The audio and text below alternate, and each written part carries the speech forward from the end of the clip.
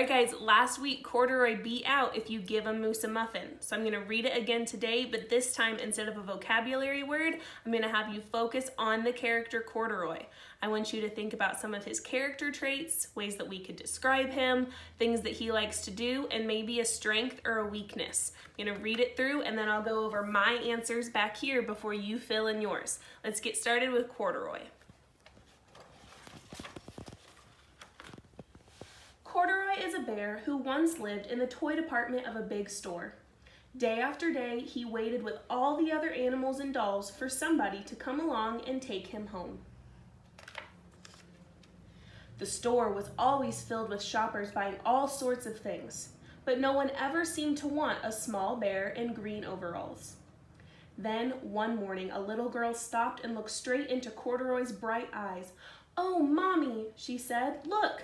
There's the very bear I've always wanted." "Not today, dear," her mother sighed. "I've spent too much already.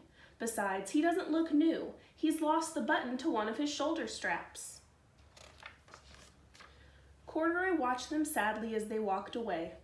"I didn't know I'd lost a button," he said to himself. "Tonight I'll go and see if I can find it." Late that evening, when all the shoppers had gone and the doors were shut and locked, Corduroy climbed carefully down from his shelf and began searching everywhere on the floor for his lost button. Suddenly, he felt the floor moving under him. Quite by accident, he had stepped onto an escalator, and up he went. "Could this be a mountain?" he wondered. "I think I've always wanted to climb a mountain." He stepped off the escalator as it reached the next floor, and there, before his eyes, was a most amazing sight. Tables and chairs and lamps and sofas and rows of beds. "This must be a palace," Corduroy gasped. "I guess I've always wanted to live in a palace." He wandered around admiring the furniture. "This must be a bed," he said. "I've always wanted to sleep in a bed." And up he crawled onto a large, thick mattress. All at once he saw something small and round. "Why, here's my button," he cried, and he tried to pick it up. But, like all the other buttons on the mattress, it was tied down tight. He yanked and pulled with both paws until pop! Off came the button, and off the mattress Corduroy toppled, bang, into a tall floor lamp. Over it fell with a crash. Corduroy didn't know it, but there was someone else awake in the store. The night watchman was going his rounds on the floor above. When he heard the crash, he came dashing down the escalator. "Now, who in the world did that?" he exclaimed. "Somebody must be hiding around here." He flashed his light under and over sofas and beds until he came to the biggest bed of all. And there he saw two fuzzy brown ears sticking up from under the cover. "Hello," he said. "How did you get upstairs?" The watchman tucked Corduroy under his arm and carried him down the escalator and set him on the shelf in the toy department with the other animals and dolls. Corduroy was just waking up when the first customers came into the store in the morning. And there, looking at him with a wide, warm smile, was the same little girl he'd seen only the day before. "I'm Lisa," she said, "and you're going to be my very own bear.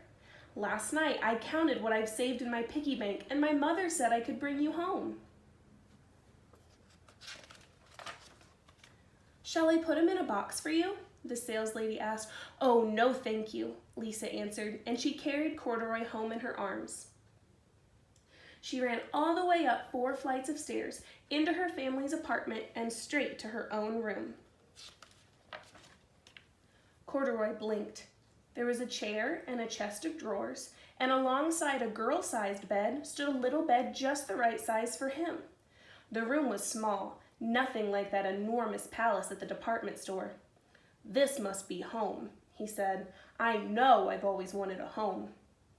Lisa sat down with Corduroy on her lap and began to sew a button on his overalls. "I like you the way you are," she said, "but you'll be more comfortable with your shoulder strap fastened."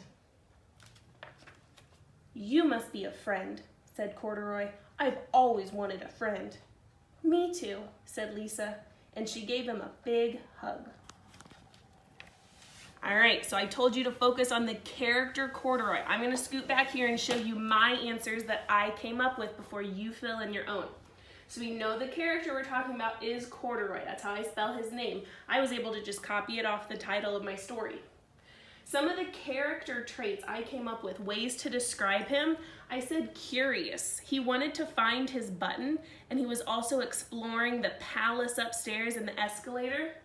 He was happy that he finally got to go home with somebody, and he was loving when he gave her that big hug at the end.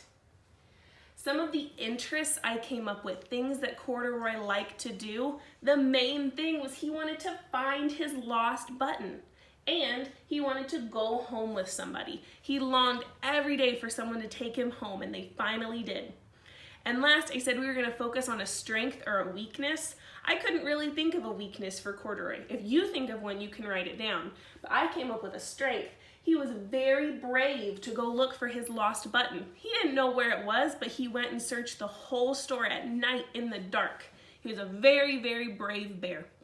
You fill in your answers. They can be mine or they can be anything else you came up with.